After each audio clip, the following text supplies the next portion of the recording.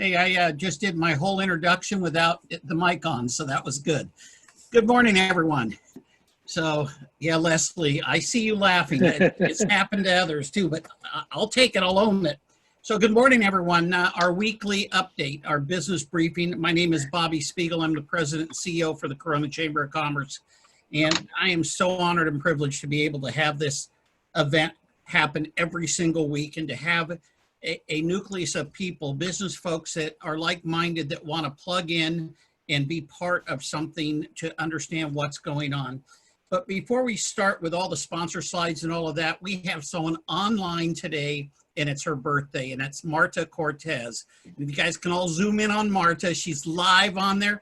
We want to wish you a happy birthday. I would normally start with singing, but you would probably it would be horrible.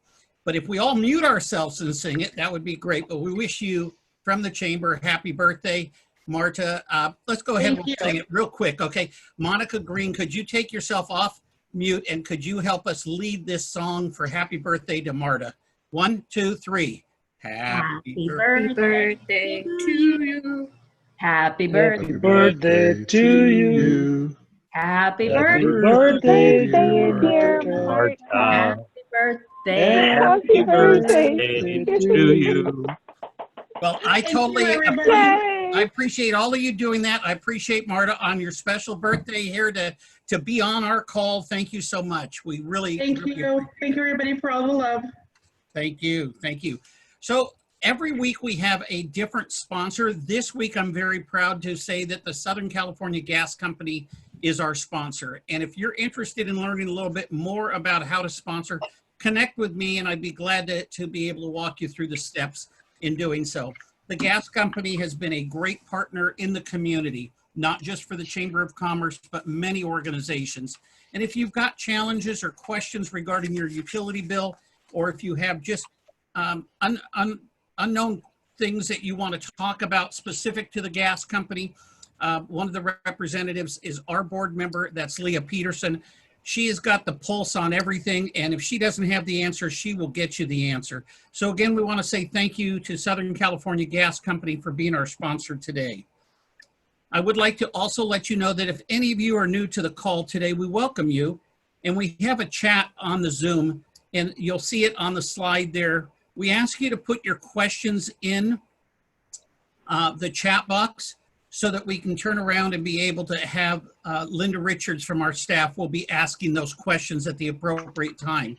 So when a speaker gets up to start speaking and you have a question, pop it into the chat box, and then Linda will ask that question, and then the speaker will be able to respond.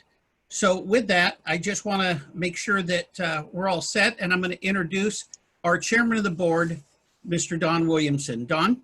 Thank you very much, Bobby. Good morning, everyone. As Bobby said, thank you so much for being on this call. This is a call that we tailor-make to inform our members of all the newest information. We get people who are part of the decision-making, who are the leaders of the committee on this call. Last week, we had State Senator Roth on the call. Our county supervisor joins us most weeks. Our mayor is on here often. It's really a good place to be to find out what's actually going on.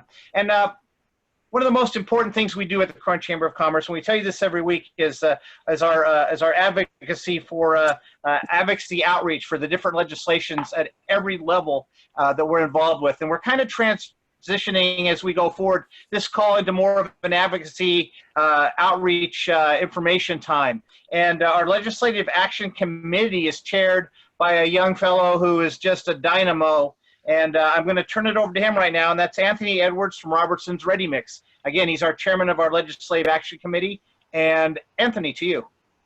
Don, thank you so much. Good morning, everybody. Can everyone hear me well? Yes, you're good.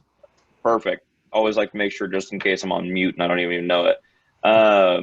But yes, I appreciate everyone jumping on the call. It's fantastic to have a weekly update and kind of know what things are going on. And we actually, we do lean a lot heavily on Jeff Gibson, who's from Occidental Communications. He's our advocacy and legislative advisor. And he really helps us with the advocacy side for, the Corona Chamber. And I think it's something that not many chambers get involved with, which we do. So I think it's a huge, plus. But if you have any questions regarding, legislative matters or how bills, affect businesses or the community or yourself, you can definitely reach out to Jeff or myself, and we'll try to answer those questions as best we can. So that being said, I'd like to welcome Jeff onto the call. Great. Thank you very much, Anthony. So we have worked for a number of years with a great activist in Sacramento on our strategy and on our planning, and throughout our work, David Wolfe, who is a private lobbyist, one of the leaders of the leading taxpayer advocates in the state and across the region. His work with the Howard Jarvis Taxpayers Association, who's still a client of his, is really been key to everything that we've done. He's very passionate. He's come down to Corona to speak with us on a special event last year, back when the Fourth Amendment reached all of us in the state, and we could meet as a group. That's a little C-19 humor. And so the governor has now, and the state has now numbered the propositions for the November election. And as Dan Walters, leading columnist in the state at Cal Matters, noted that almost all of these are redos. You as a voter have almost have had the opportunity in the last several years to be asked and have spoken very clearly on whether or not you are in favor or against some of these issues. Prop 15, which is the one you're probably going to hear the most about, which we have already done a lot of work on, is what's commonly known as split roll, where commercial property, and as David and I have discussed, since the city of Corona and most cities are under pressure to develop mixed-use apartment complexes, where you're recreating a downtown, those will be partially within the new split roll. If they have a commercial component to them, they will likely be in under split roll modification. So we have Prop 15. Prop 16 is a redo of Prop 209, which eliminated affirmative action in higher education and most of the state of California in hiring. We're being asked to redo that. So 15 is a redo of Prop 13, which we've been asked several times. 16 is a redo of Prop 209, which we've been asked several times. We have redos of crime initiatives. We have redos of rent control, which back in 2018 lost handily, but again, the same activists are back asking for a imposition of statewide rent control. So there's going to be a number of things that we're going to be talking about the next couple of weeks. With that said, we've invited David on today to talk about Prop 19, which is sponsored by the California Association of Realtors, to allow for the portability of Prop 13 property valuations, property assessments in specific cases. And because he's an expert in this area and he's actually working on the campaign, I thought it would be very important to have him on and for the discussion. So I'm going to kick it to him now, and can't speak highly enough of him, and look forward to having a conversation after he's completed. David, you there? Absolutely, Jeff. Thank you so much. And hello, everyone. Bobby, I see you on there. It's good to see you. Thumbs up. And Anthony, nice to see you as well. And I'm sure there's other people on this call that I can't see who I know well. You know, I miss the days when, you know, we could just hop on a plane and fly down and talk with you guys like I did. Was that this year? Yes, it was. Oh my gosh, are you serious? Oh, geez, it seems like, you know, what a year it's been, for sure. I think. So it's good to see you too. Yeah, absolutely. But so I am here to speak today on behalf of Prop 19, the Family Home Protection and Fairness in Property Tax Act. I have about a 10-minute presentation, and then as Jeff mentioned, I'm happy to take your questions on the measure. You know, again, hopefully with the goal that the Corona Chamber of Commerce would come on board and ultimately support this measure at the proper time. As Jeff mentioned, talking about redos, there are a bunch of redos issues on the ballot this November, and Prop 19 is actually one of them. I'm not going to dwell on this, but it is a redo of Prop 5 that was on the November 2018 ballot. However, there are some changes between Prop 5 and Prop 19, and it's worth getting into as well, so I'll touch on that. But in essence, what Jeff said at the top was absolutely correct. This is a bill that allows millions of our most vulnerable California residents to transfer their Prop 13 tax base, what's known as portability, to any home, anywhere in the state, up to a maximum of 3 times. And that is a dramatic expansion of current law regarding these Prop 13 tax transfers. Right now, you can only transfer your Prop 13 base if you're a senior one time.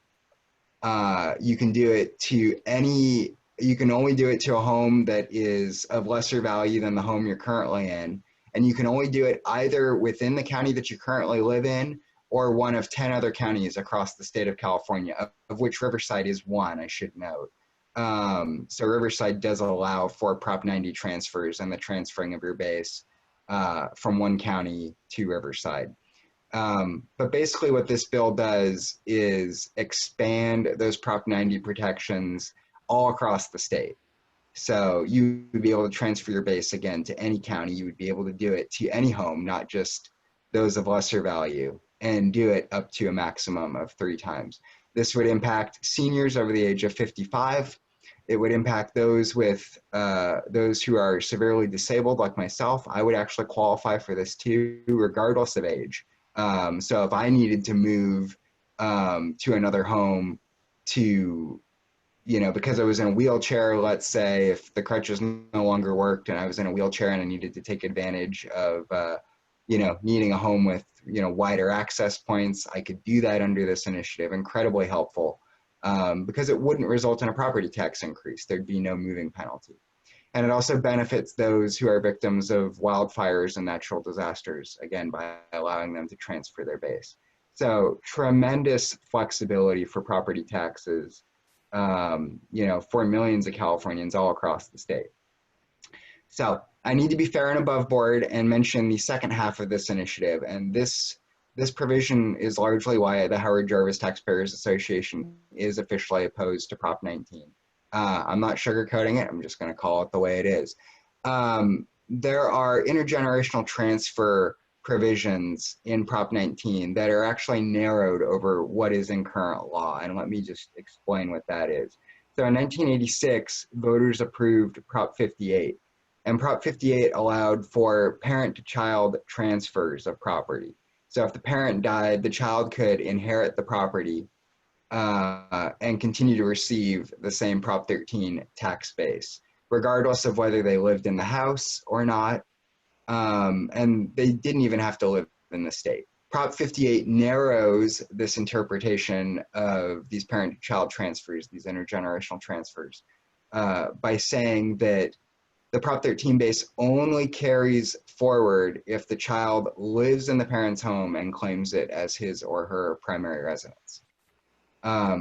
So again, that is a little bit of a narrowing of the intergenerational transfer provision, but we think it's important because the intent of Prop 58 when voters approved it in 1986, again, that was put on the ballot by the legislature. We believe, based on, going back and looking at the legislative record, it was always the intent of the legislature at that time to ensure that the child needed to live in the home in order to claim the intergenerational transfer.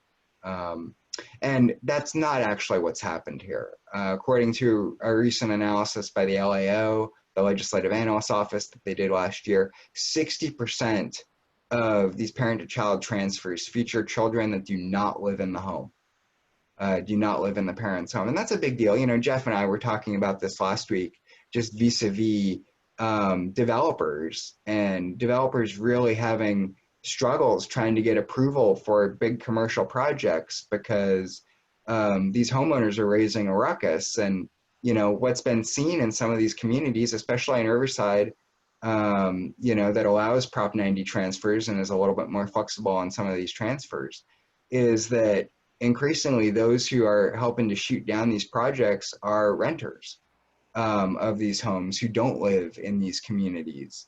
And, you know, we just think, listen, you should be invested in the communities in which you live. And that means living in your parents' home. You know, if you want to go ahead and carry forward that Prop 13 tax base.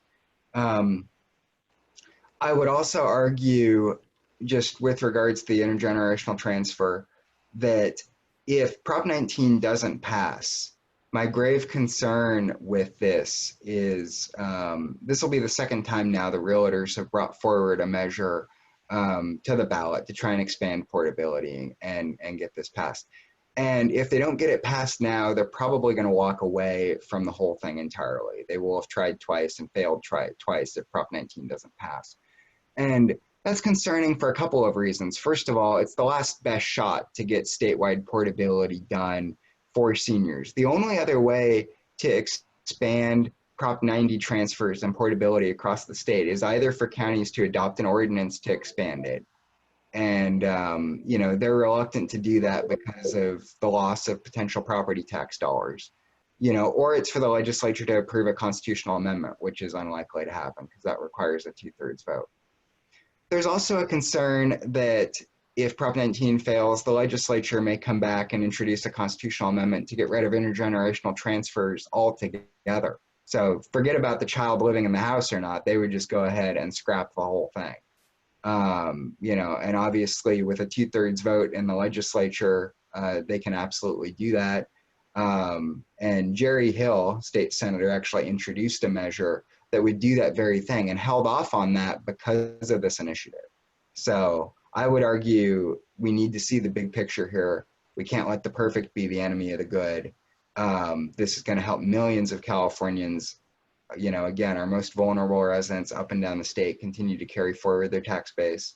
It's going to help developers, you know, if it's approved, and, you know, continue to build affordable housing. Because the other thing too is you get housing churn as a result of this measure. You know, seniors are going to move out of the big homes in which they currently live, move down to smaller homes, maybe even move into apartment complexes perhaps. And that's going to free up homes for millennials to move into and young families that they just don't have access to. So, you know, I think on balance, it's a really good measure. For those that care about local government and funding angles, there is a provision in this measure that holds counties harmless in the event that they lose money from these Prop 90 transfers from other counties. The counties would be held harmless as a result of that. They're not going to lose any money.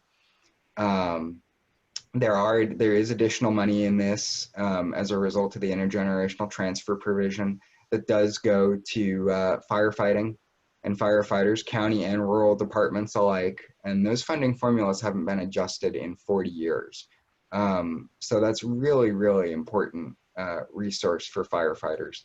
Schools are fully funded again as a result of this initiative also under Prop 98. The relative proportion of the money does go there. And that's the presentation that I have for you, and I'd be happy to answer any questions you guys have, either via chat. Thank you. Yeah. Thank you, David. Linda, do we have any questions for David Wolfe or for Jeff Gibson? No, I don't see any questions right now. Okay. Well, Jeff and David, thank you so much for joining us today and giving us that information. We really appreciate it, and look forward to having you back. So moving on from there, Thanks, we have a short video about our city, State of the City, which is going to be this Friday. That is up now. So here we go.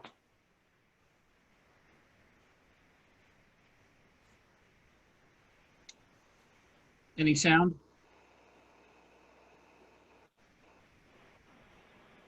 So there's music that's playing on here, but I'll tell you what, we'll go right to the next slide. Go ahead, Linda.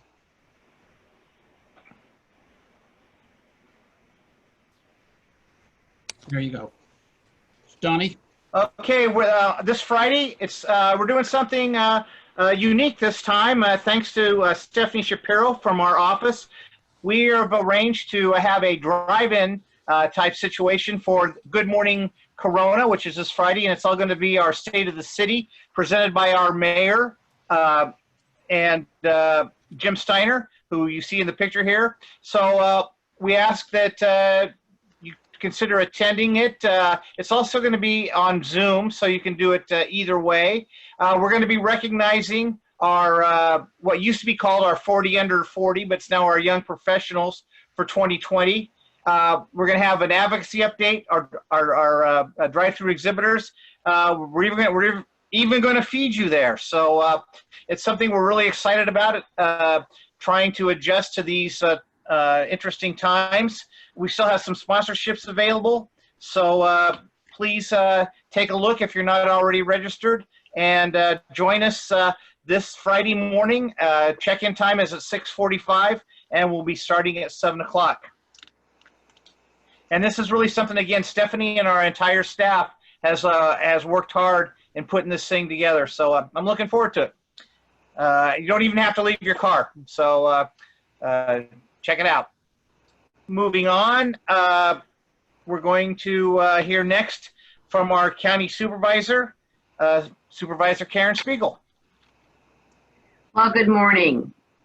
I'm going to lead in, but followed by Kimberly Wright. She was recently with City of Eastville, was with the county first, City of Eastville. Now she's back with us. So we're excited to have her back, and she's going to share a few things in a moment.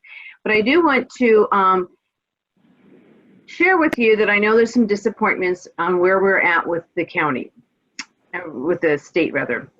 And that Governor Newsom is basically, I want to say, in control, because we have chosen to rescind our orders. If you remember the big controversial time back in the end of May, and we did that to get in line with the state.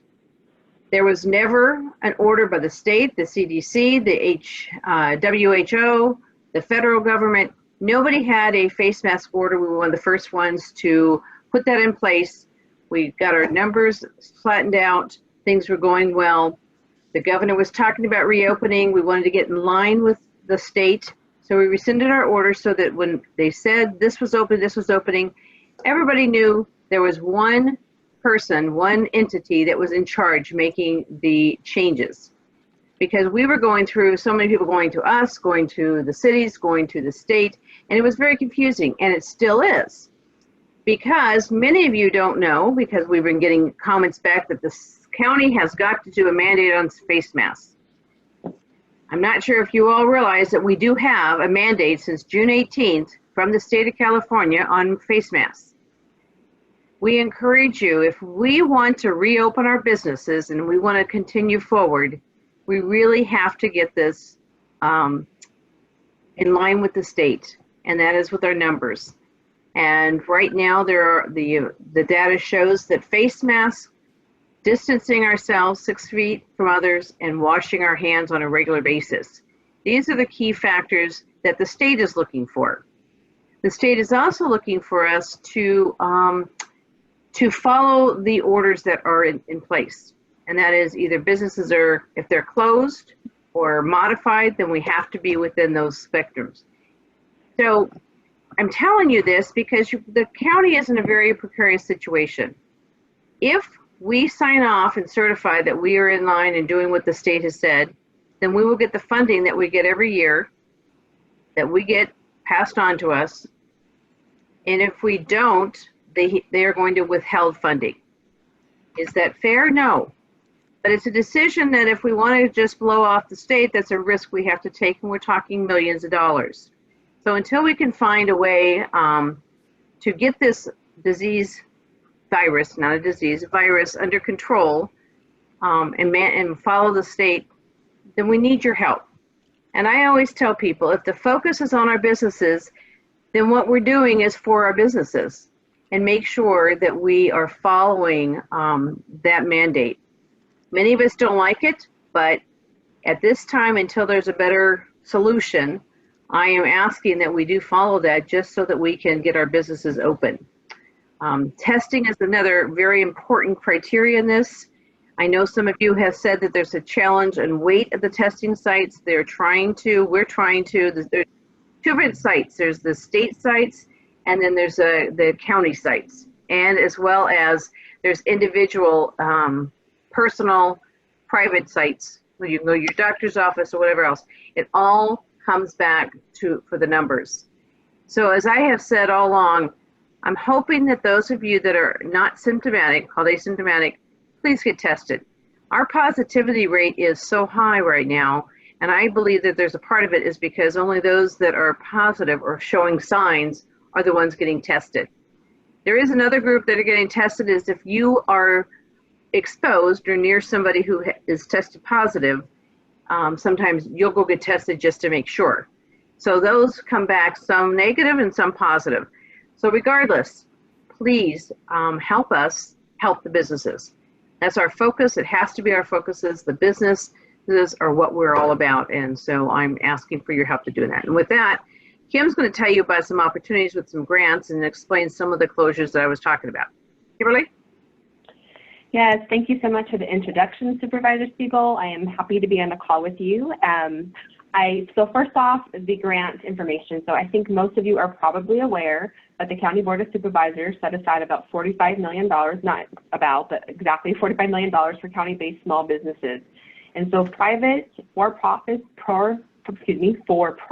businesses located within the county that have been adversely impacted by COVID still have time to apply for these $10,000 grants. And we are currently in round 2. Between round 1 and round 2, we are about halfway through the funds, but there still is time. Applications should be in by August 31st. And eligibility criteria has recently been expanded. So what you may have known about the program is a little different now. The applicants, you can now be eligible if you are a sole proprietor and you don't have any employees. That's now eligible, as well as now businesses that received the SBA Economic Injury Disaster Loan or an advance. So there's some new criteria there. So if you haven't already applied and you think you are eligible, please visit our website, which is rivcobiz, help.org. You can also apply online and review all the eligibility information there. And then as Supervisor Spiegel shared, yes, there obviously are some changes to the governor's orders. As of this past Monday, Governor Newsom ordered all counties in the state to close indoor operations for businesses to include dine-in restaurants, wineries, tasting rooms, movie theaters, family entertainment centers, zoos, museums, and card rooms. Additionally, I should add that bars, brew pubs, breweries, and pubs must also close operations for both indoor and outdoor unless they offer a sit-down outdoor dine-in meal. And so alcohol can only be sold in the same transaction as a meal at this time. So most businesses, except for bars, may be allowed to operate outdoors where that's possible. In addition to the statewide order, there are 32 counties that are currently on the California watch list, the monitoring list. And so if you're on that list for more than 3 consecutive days, businesses will also need, and that includes Riverside County as well as our neighboring counties, those businesses will also need to close that are fitness centers, worship services, personal care services, malls, offices, hair salons, as well as barbershops. So that's a pretty accurate, thorough run through of the latest orders. And of course, if you have any questions at all, my information is, I think there was a slide with my information. I don't know if it popped up, but you're welcome to reach out to us. But of course, there's my email address. You can reach out anytime, and I'd be happy to find you the answer. If I don't know the answer, I will certainly get you the information and research that as much as I need to. So if you have any questions, feel free to ask. Thank you. Linda, do we have any questions for Supervisor Spiegel or Ms. Wright? Yeah, I have one question here. It says if someone has recently been turned down for the grant, is there someone they can chat with to better understand why and possibly resubmit their application? Yes, absolutely. So feel free to give me a call and I can find out, talk to you a little bit about what that may look like. If you perhaps this business was perhaps, if they had received Paycheck Protection Program, the PPP funds, that is one area that's ineligible, but there are some, reasons that may have made them ineligible. But please do reapply and encourage others to reapply because, like I said, there are new expanded eligibility criteria at this point, and that can continue to change. So eligibility may change at some point again. So please, everybody's welcome to stay in touch with me, and I can share, as well as our website will have all that updated information. Thank you. Sure. Linda, any more? No other questions. Okay. Ms. Wright, Supervisor Spiegel, thank you again so much for being with us today and joining us with that information. Thank you. Now I would like to introduce to you Tracie Moran. Tracie's with the United Paving Company. She's part of our Executive Leadership Roundtable program, and she's going to give us an update on their project, the Bob Hope USO March Air Force Base. Tracie? Thank you, Don. Yes, Tracie Moran with United Paving Company here in Corona, serving on this year's Executive Leadership Roundtable. And it's such a great program. Definitely check it out, see if you can apply. We get a chance in this program to tour a lot of the facilities and places within our region to really understand what's going on, especially with things like our school districts, medical facilities, economic development with Corona-based manufacturers and military and a lot more. And one of the great things we got to do was an exclusive tour of the March Air Reserve Base. And when we were there, we found out that they serve about 100,000 troops per year. And the USO is there, and they're fantastic. They're there to greet and welcome our troops and serve them refreshments. But what we understood with them is that they are so limited on their facilities and their capabilities of serving anything more than non-perishable snacks. So the big thing that they love to serve is peanut butter and jelly sandwiches, and our troops appreciate them, and it's a great taste of home.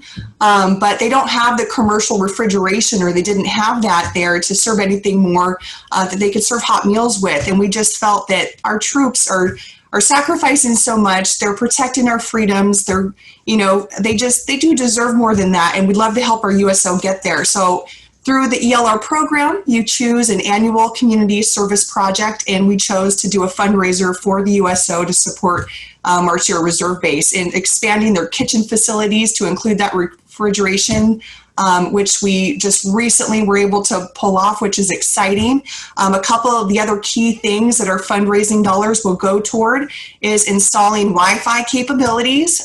Just picture a huge hangar full of office chairs. Our troops are coming in and they're waiting in this hangar for hours on end, whether it's waiting to be deployed or they're just getting back after a year of service and they're waiting maybe for their families to pick them up. They don't have a way to connect to their friends and family with Wi-Fi. So we are on a mission to install that for about 1,000 users at a time. Another cool thing that we would love to do is get a recording of book readings from our service member parents to their children so that they can read a book, have it recorded and sent to their child, so when they're away on duty, their kids can hear their voices. And there's so much more we could do. Currently, we are excited to say that we've raised about $39,000. And there's so much more, like I said, we could do, and we would love to support our troops and our USO. So if you could please visit our website through the chamber or at givebigcorona.com. That's givebigcorona.com to see what you can do to contribute anything or learn a little bit more about the project. But thank you. Thanks so much for supporting it. Thank you, Tracie. What a great project that your group selected. And our ELR program just continues to give benefits and give back to our community. And Tracie and this year's crew is just doing one of the better things that we've done. Linda, do we have any questions for Tracie? Questions? Okay. Again, to reiterate, you can still make donations to the Bob Hope USO project at givebigcorona.com.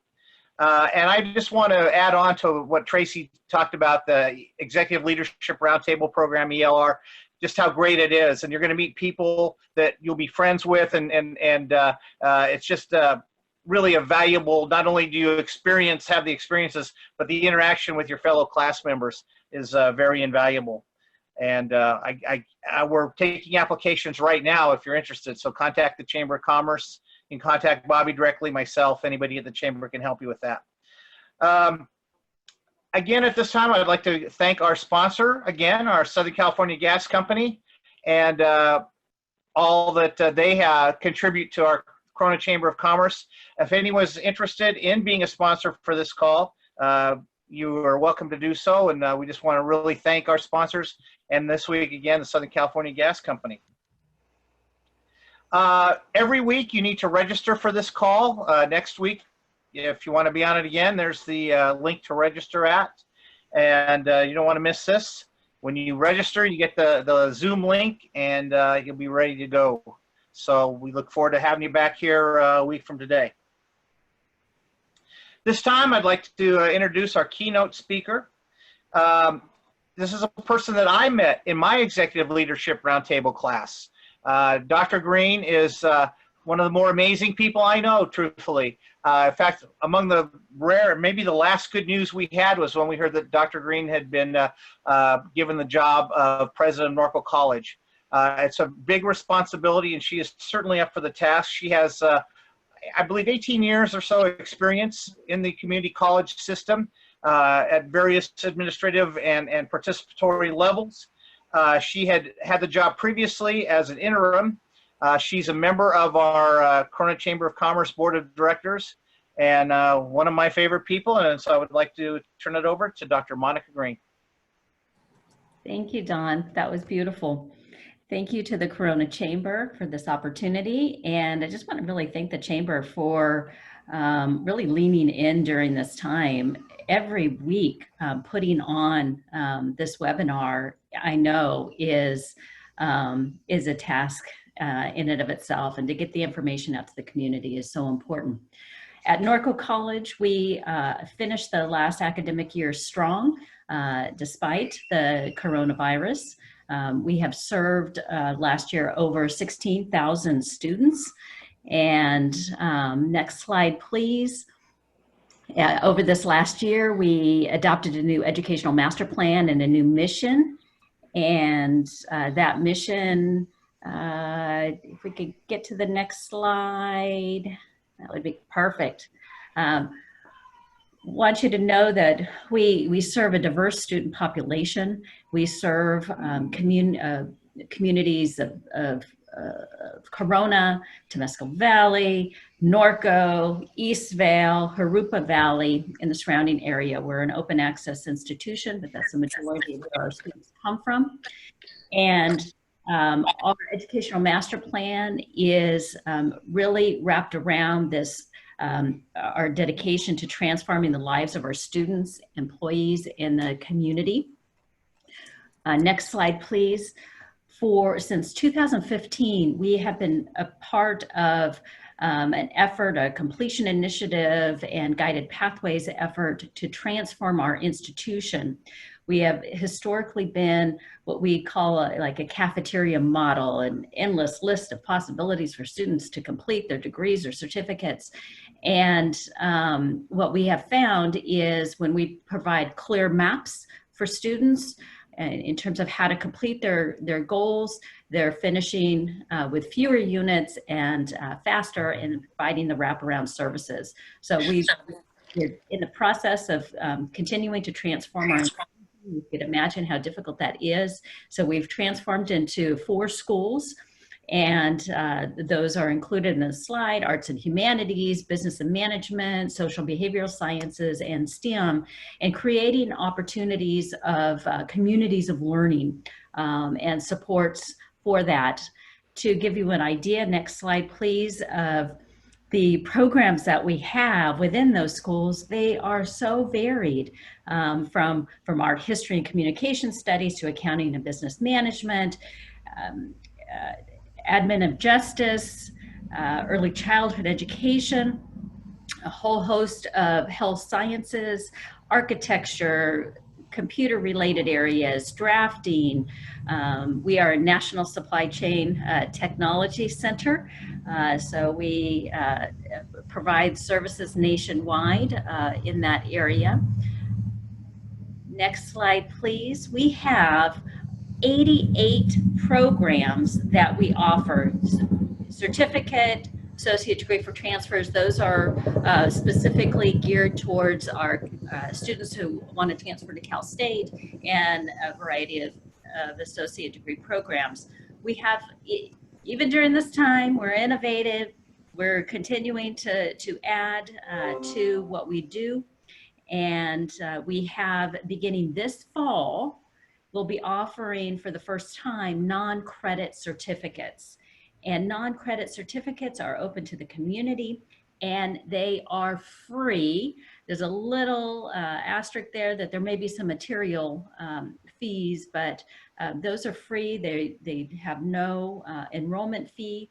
So our financial literacy certificate works with personal finance. Our workplace essentials has different modules that includes critical thinking and problem solving, time management, business writing, workplace communication strategies. And so if you have employees who you need some additional training, please look at our credit and our non-credit availability.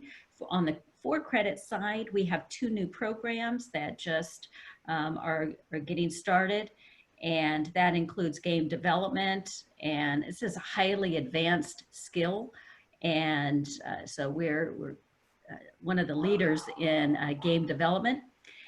We also have a green technician certificate program, and so this teaches students about renewable energy and related sustainability concepts, and design, installation, and maintenance of solar energy along with the OSHA standards are included in that. And that's a short-term certificate.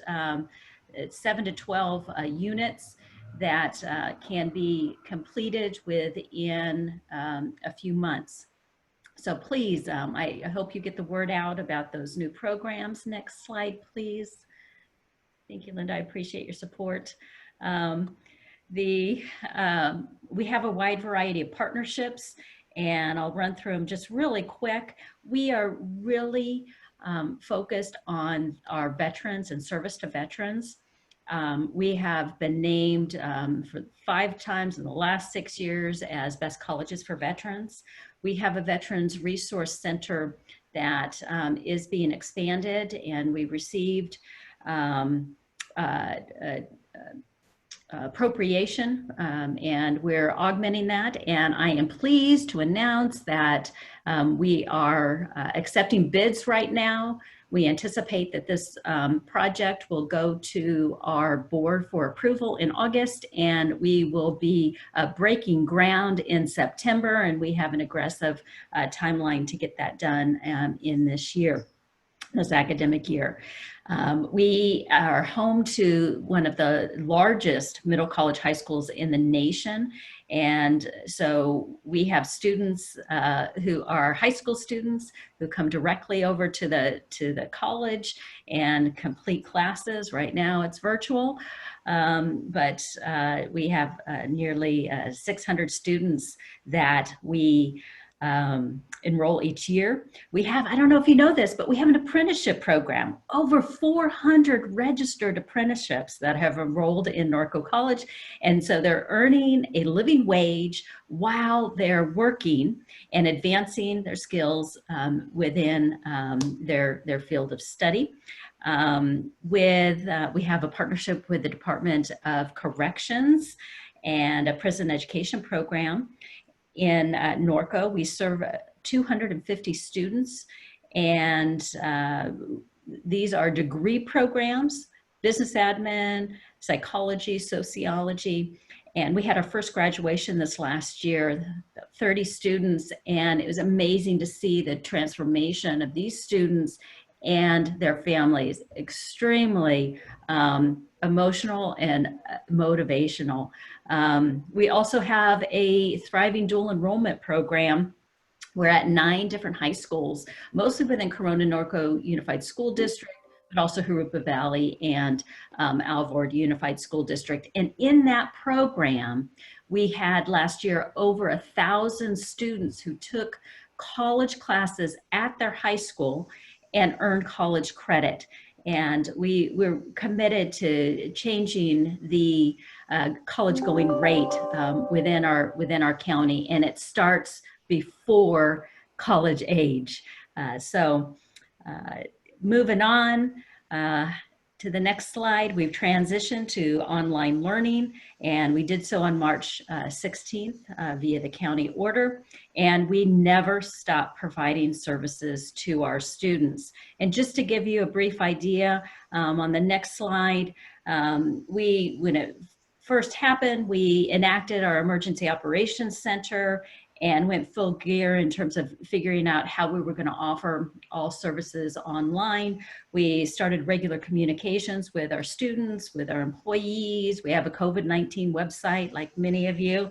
We prepared numerous messages to go out to help to maintain that level of communication.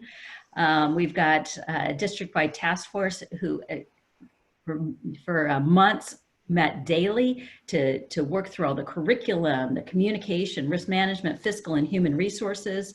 Our faculty went completely online, and about 20% of our faculty were familiar with online education and were teaching online as well as our students. And so it was remarkable that we were able to transition to 100% online. We continue regular communications. I hold open office hours to get a sense of what the culture of the community, some questions that, all kinds of questions that are raised. We have, as you can imagine, increased the number of hits on our website. We have a tremendous number of visitors. And on the next slide, it gives you a snapshot of just the first 2 months of the activity online. So if you go on the Norco College website, you have questions. As soon as you go on, there's a live chat and allows you to ask your question, and there's someone on the other end answering those questions. So in that first 2 months, we had 3,500. We have boosted our online counseling. So online counseling was available for all students starting March 16th. We've given out student laptops, faculty and staff laptops, provided internet access, grab and go food bags. I want to really thank, it was hard to sustain that. And so thank the Settlement House in Corona, who continues to provide that service for our students.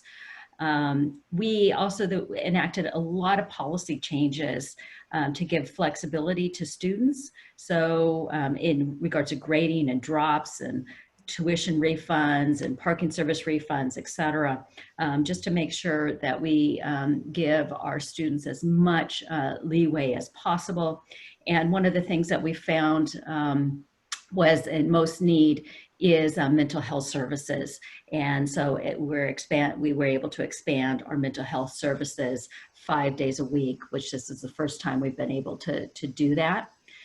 Moving on, our plans for the summer and the fall, to give you an idea, we are in the 4th week of a 6-week summer session, and we are completely online during the summer. We had hoped to offer some hybrid labs where there had some face-to-face, but unable to do that this summer. For the fall, all of our lectures are completely online, and we are hoping that our numbers get better within the county, and that we're able to offer some face-to-face labs in a social distancing, masks, and safe environment. So that is our plan. Our plan extends beyond the fall, and in the next slide, you'll see we have a task force, a district-wide task force for safe return, and our charge is to develop recommendations for restoring on-site operations while ensuring, and most important, ensuring the safety of students and employees. And we have 35 members of this task force, but we have 7 working groups that have provided recommendations. And within those work groups, those 7 work groups that are listed on the slide there, they're anywhere from 18 members to 50 members, so over almost 200 people have helped to contribute to this plan. It is in draft form. It will be online very soon. If we move to the next slide, it just gives you a snapshot of what we're looking at and how we're planning. Because we're an educational institution, we are planning our phases for this next year related to our terms. And so those, we have summer, and we're in summer, and we make an assumption about where we're going to be within the state. And right now we're at a 2.5. And with that, we were hoping to be able to have the summer, some hybrid classes, and teach out some of the courses in the spring, which most of the courses we were able to complete. We were very fortunate, but like CPR, you can't do that online. So there are some areas that we still have to teach out. And so students received an incomplete. For the fall, as we are planning the fall, we are planning to be in stage 3 within the state of California, and it's not looking very hopeful. So as we have planned this, we're also being very flexible. And our hope was to be in stage 3, where we're able to offer the hybrid labs, but all lectures online, and start to transition our employees and units on site at starting at 50%. And right now it's only essential staff on campus. And if we're not able to offer the hybrid labs, then we'll pull those employees back and just have essential staff online. For the sake of time, I won't go into the others, but we were trying to be very hopeful in that in our planning, our numbers were looking pretty good within, we were starting to level off. And as we've progressed the last few weeks, we're having to reassess where we are at. But we have dates, so by July 30th, we will determine what winter looks like in the schedule and start developing that schedule. We were hoping for a more traditional schedule, much as online as possible, but it's likely that it'll be, again, more online with limited hybrid labs. Moving on to the next slide, what will be on the website very soon is this task force recommendations by phase. Also our protocols as it relates to facilities, technology, communication, engagement, and our COVID prevention plan and safety guidelines. And the next slide gives you just a glimpse of what that mock-up will look like, and hopefully that will be online within this week. The next slide, this is where we really want to celebrate, and I want to share this, the achievements with you. And we had our first inaugural virtual graduation on June 12th. We had 375 students participate in it, and but our numbers, we had over 1,300 students that graduated, over 2,600 associate degrees awarded, 150 state certificates awarded. We had hundreds of students that graduated with distinction, great distinction, 4.0s. 33 of our graduates are veterans. Just to give you a sense of our diversity at our campus, our most senior graduate was 84 years old, and our youngest graduate, 17 years old. I mentioned our JFK partnership with our Middle College High School, and these students are remarkable. 37 students completed 111 degrees at the same time that they were getting their high school diploma. Amazing, amazing program. Moving along to the next slide, just want to give a shout out to our students. Our prison education program students designed a gift for our staff, and this is made out of lime soap and Q-tips, but just to thank them for continuing the program within CRC when the COVID crisis hit. We have since had to pause the program in the summer, and we hope to restart that in the fall. On our website, So if you enjoy creative writing and stories, our students have initiated an online creative writing publication. If you enjoy art, our students have a virtual art exhibit on our site. We have amazing STEM programming, and there's so many different things with that STEM program, including the NASA suits. And they just wowed Johnson Space Center a couple months ago, maybe it was last month. It was last month, with their ideas for spacesuit design. Moving on to the next slide, I just want you to know that the college is here for the community. We are committed to retraining and career advancement and occupational training and degree attainment. And so we want you to know we're alive and strong, and we're persevering through this crisis. It gives you a little, this slide gives you a little idea of the economic impact that the college has annually, where we support over 2,000 new and advancing jobs and 160 million total impact. We are heavily reliant on grants, and we are very active in that area. We're going to have some funding challenges, as all of us are in the upcoming years, and we are committed to working around those challenges and continuing to provide services. Typically what happens during an economic downturn is our enrollment increases and our funding decreases.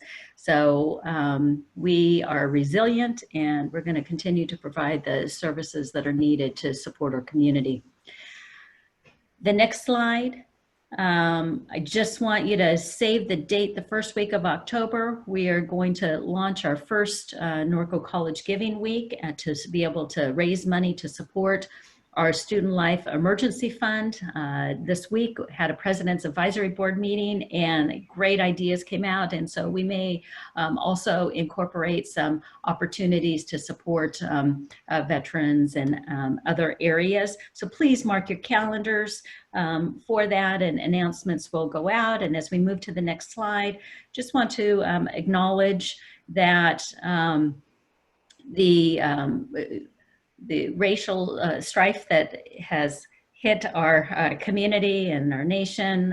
In the next slide, we do have a racial justice movement that's happening on the college campus. And so there's a website and for information, but we also have a task force, and that task force is made up of a wide variety of constituents, and we're working through an actionable plan to implement necessary changes within our organization. Please stay in the next slide. Please stay in contact with us via social media. We love to hear from you, and just want to say thank you for your support. Thank you, Dr. Green. Wow, so much going on at Norco College. Well, and it's a wonderful asset for our community. For those of us from a long time ago where we had to leave the area to go to college, having Norco College here so accessible is just wonderful. And what a variety of programs serving everybody. So thank you very much. Linda, do we have any questions for Dr. Green? Regarding the dual enrollment program, do you know which high schools those are available at, and specifically Corona High School and Santiago High School? Oh gosh, that's a good question. I'm not sure this fall which of the high schools, but we should be in all of the Corona Norco high schools. We were last year, with the exception of Norco High School, and we struggled with getting enrollment in that area. So we're focused on that. So yes, we had it last year. I expect it this year. And there's usually like on-campus advisors that the students can talk to get enrolled in that, correct? Correct. Those individuals are available via text and email and telephone. So perfect. And then somebody was asking about the links in the presentation. So would we be able to either offer the presentation online or send the slide deck out to people who had enrolled in today's briefing? We could do either. I could send it over to the chamber, and if that works, that's great. It's also posted on the president's page on the website, and I'll make sure that that gets updated within this today. Perfect. And there are no other questions at this time. Thank you.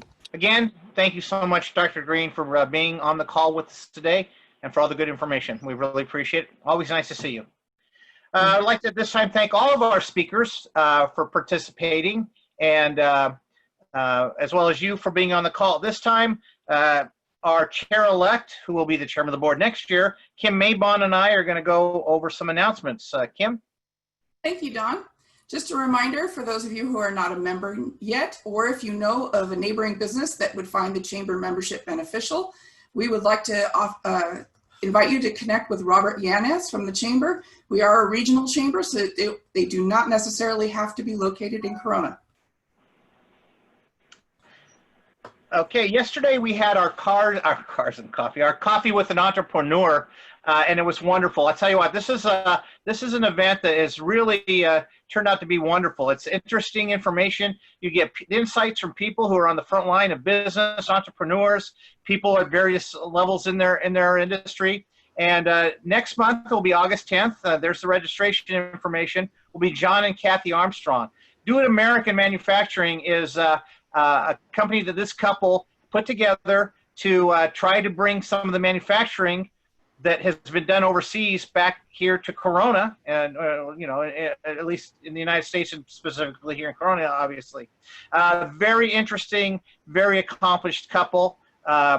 Kathy is actually in our ELR class this year, but I look forward to hearing from them. So put that on your calendar, and I hope that you can join us next month. Kim? Well, again, we want to thank our sponsor, SoCal Gas, for sponsoring today's Zoom call. If you're interested in becoming a sponsor, please contact Bobby at the chamber. And Safer Together pledge. This is something we've been trying to put together to take the pledge and let the residents and travelers know that your business is committed to their safety. After you commit to the pledge, you can probably display the seal that will signify you are dedicated to current and safe safety standards. There's the link for that. And if you have any other questions or need more information, give Linda Richards a call. Kim? Our plans are set and ready to host a beautiful early morning on Wednesday, August 5th for our annual Golf Classic. The course is at the beautiful Eagle Glen Golf Club. We have a limited number of foursomes still available, so if you're interested, please contact us right away. As you see on these slides, many businesses are supporting our effort. Please consider joining us. We also support our local healthcare and frontline heroes by sponsoring them to enjoy our all-inclusive day of golfing, food, gifts, drinks, live and silent auctions, and lots of fun. Each sponsorship donation will get you an opportunity tickets for a chance to win prizes. And we have a really exciting event coming up on Thursday, September 24th. It's our annual Women's Leadership Conference. This is a fantastic program. It's tickets are available right now. You can see that if you per person is $60. If you get 10 or more, they're $45 each. This is something that we first began hosting in Riverside. We brought it back to Corona.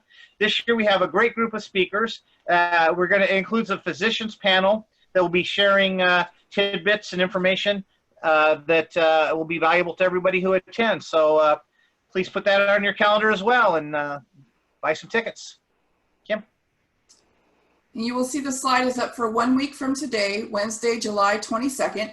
You do need to register for each week, so go register now for next week. Again, thank you for all for attending. We are adjourned. Thank you, everybody. Everybody have a great day.